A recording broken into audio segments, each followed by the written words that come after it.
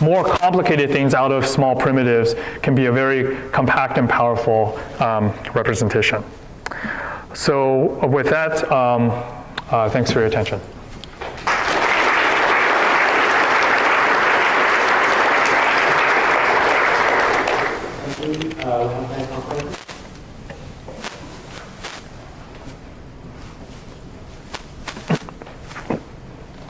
I think your question about characterizing understanding from knowledge is very good.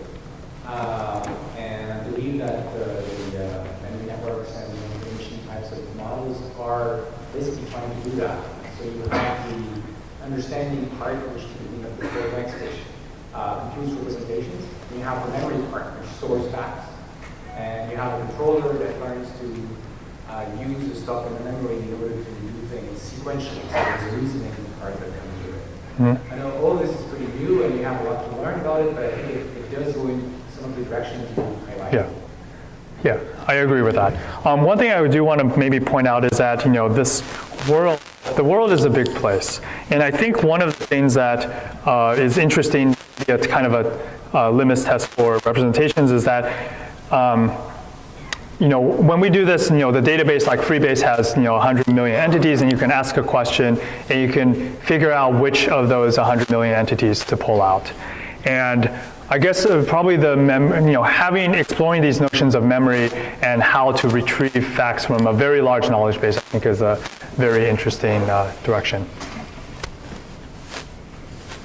I have a question. Have you got a program to groups and functions? Yeah, so that's an interesting question. So in some sense, the programs that we have here have implicit loops in them, because argmax, you have to go over the things of the sets. I mean, there's no explicit loop construct here because we're operating on sets, and everything think about it as a kind of map, reduce, filter kind of operation. For the program, so for the application where we're trying to map to robots, the thing that we map into are post conditions, and there's a planner that takes care of realizing those post conditions, and that might involve a number of kind of iterations. So loops are perhaps not, there's no for loop here, but there is a notion of iteration and recursion.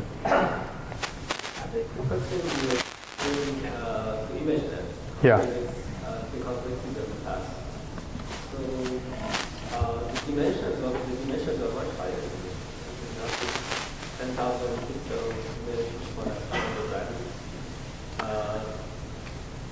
So I guess. Comparing the examples, how can you think about this? Yeah, I mean, it's not really easy to compare. I think in terms of the dimension, I mean, it's, if you look naively at natural language, I mean, the dimension of language is, much higher in some sense, because if you look at discrete words, each word kind of, there's, words have meanings. There's maybe like, 50,000 words, and you look at bigrams, which actually some phrases some words really are kind of two words, and now you might have millions of these different just primitives. Yeah. So. But in terms of linear representation, you mentioned that with many layers, but in your algorithm, you don't have those many layers.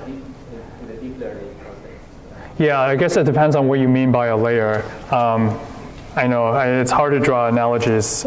Certainly the linear model that we have doesn't have any layers, but if you think about the logical form here as something that's basically a tree structure, that computation happens along the tree, this is, I mean, in some sense it's unbounded. If you have more complicated sentences, they would map to more complicated tree structures.